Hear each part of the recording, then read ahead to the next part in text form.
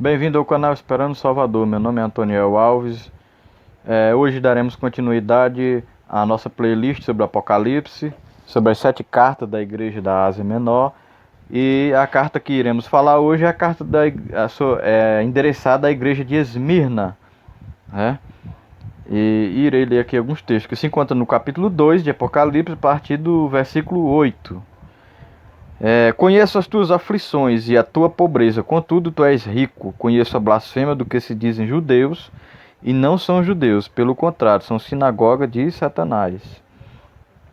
Como fosse templo, né, do acusador, né, Satanás. Aqui está mostrando algo que não é verdadeiro, né? Não temas nada do que estáis prestes a sofrer, eis que o diabo está para lançar alguns de vós na prisão, a fim de que sejais provados, e sofrereis a perseguição durante 10 dias. Ser fiel até a morte, e te darei a coroa da vida. Aqui na carta à igreja de Esmirna, né? Esmirna era um território, né, onde hoje é a atual Turquia, né? Naquela região da Turquia se encontrava a igreja de Esmirna, né? Conhecida, né, na época, e conhecida também pelo um dos maiores mártires, né, um dos mais conhecidos, né, que acredita-se que ele foi um líder daquela igreja local, né, Policarpo. E Policarpo era um servo de Deus fiel que entregou sua vida pelo evangelho, né, preferiu morrer, não teve sua vida por preciosa, preferiu morrer servindo a Deus do que viver e negar Jesus Cristo, né? Ele escolheu não reconhecer a divindade de César, porque no Império Romano os Césares eram tidos como rei, como deuses, né? Como um deus aqui na Terra. E quem não reconhecesse essa divindade dele, né? Quem não reconhecesse ele como um Deus, quem não publicamente não falasse isso, não expressasse isso publicamente, que César era um Deus, essas pessoas corriam o risco de morrer, né? Caso contrário, se voltasse atrás, né? Mas se permanecesse firme na sua fé, na sua crença, né? Naquilo que ele cresce, que não fosse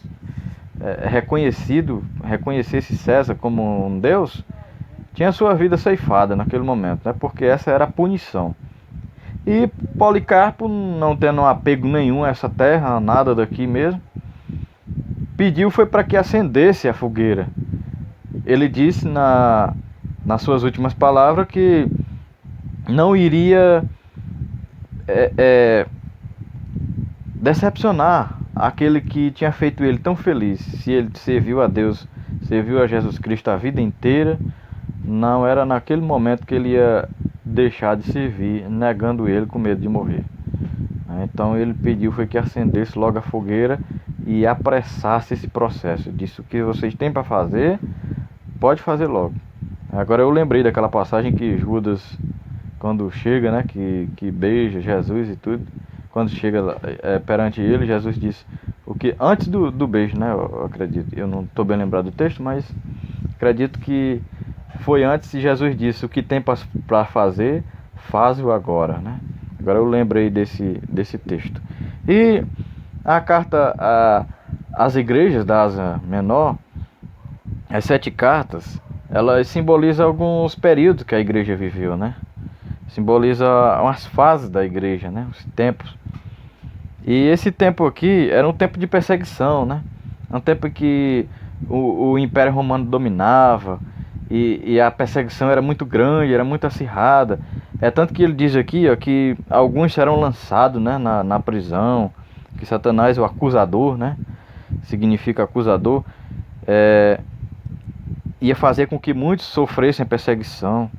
Ele diz: eu conheço as tuas aflições, a tua pobreza. Diz: mas tu és rico, né?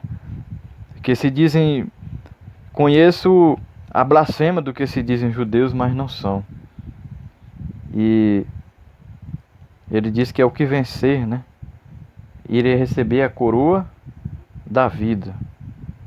Aqui no livro de Romanos, capítulo 2, versículo 28. Romanos 2, 28 e 29. Portanto, não é legítimo judeu quem simplesmente o é exteriormente. Nem é verdadeira circuncisão a que é feita apenas fora do coração, no corpo físico. Absolutamente não judeu. Judeu é quem o é interiormente. E circuncisão é realizada na alma do crente pelo Espírito, e não apenas pela letra da lei, para que estes o louvor não provém, para todos estes o louvor não provém dos homens, mas de Deus. Né? Aqui na carta à igreja de Esmirna, diz que pois a prova, né, os que se dizem judeus, né? Tem uns que se dizem judeus, mas não são. Então Paulo, aqui falando dos judeus, Paulo diz que isso não estava no corpo, na circuncisão, mas que a circuncisão era feita na alma, né? Que não se dava só pelo físico. E nós vemos aqui na igreja de Esmirna, a carta que foi endereçada a ela, fala exatamente esse assunto, em pessoas que viviam a aparência, né? Vida de aparência, mas no interior não tinha nada de transformação, não tinha nada de mudança, né? Era só por fora, né? Era só exterior. Ele disse é só da letra, da lei, né? E não da graça. Não teve nada que fosse transformado, na verdade, por dentro. Mas, na verdade, transformou só por fora e por dentro continuou do mesmo jeito. E era assim que ele disse que existiam essas pessoas que dizem judeus e não são. Pelo contrário, são sinagoga de Satanás. E da questão da perseguição, né? Falando de Policarpo, era um grande exemplo, né? Porque essa época era uma época em que não podia se falar o nome de Cristo, como a gente fala hoje, assim, abertamente, com tanta liberdade, né? Pelo menos aqui no nosso país, né? E aquele que tem ouvido, compreenda o que o Espírito revela às igrejas, né? As pessoas da comunidade, né? Que congregam. O vencedor de maneira alguma sofrerá a punição da segunda morte. E ele diz que aquele que for fiel até o fim, diz aqui, eu te daria a coroa da vida, ou seja, a coroa da vida era a vida eterna. A vida eterna estava garantida, a vida eterna é garantida ainda até hoje, essa promessa, para aqueles que se mantêm fiel até o fim. Não importa a circunstância, não importa o tempo, não importa as pessoas que estejam ao seu redor, se mantenha firme, fiel até o fim. Ele diz que o vencedor de maneira alguma sofrerá a punição da segunda morte, né? Porque a segunda morte é a morte do lago de fogo, onde não tem mais jeito. Muitas pessoas dizem que quando morreu acabou-se, né? Aqui. Mas a morte física ainda não é o fim, né? Tanto para aqueles que morreram com Cristo, como para quem morreu sem Cristo, ainda não é o fim. É o fim aqui, fisicamente, né? Mas aqui devemos estar preocupados.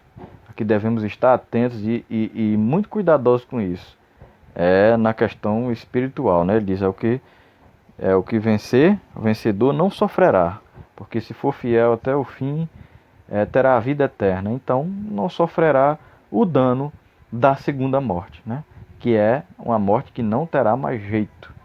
Será a martelada final, né? De martelo mesmo. Bateu o martelo e acabou-se. O julgamento, a condenação eterna, não tem mais jeito. Mas até isso não acontecer, até chegar lá, a graça de Deus está aí, né? Para quem quiser aproveitar dela. Então, que nós venhamos aproveitar da graça de Deus, venhamos nos manter firmes e fiéis até o fim ao Senhor, porque vale a pena. Ele tem uma vida eterna. A coroa, que coroa é essa? Não é uma coroa de um rei. Não é uma coroa que um rei usa na cabeça, mas é a vida eterna. Essa é a coroa da vida. A morte nunca mais tocará nosso corpo, poderá nos vencer, porque receberemos a vida eterna se formos fiéis a Jesus Cristo até o fim. E essa é a mensagem que trago sobre a igreja de Esmirna. Que Deus em Cristo vos abençoe.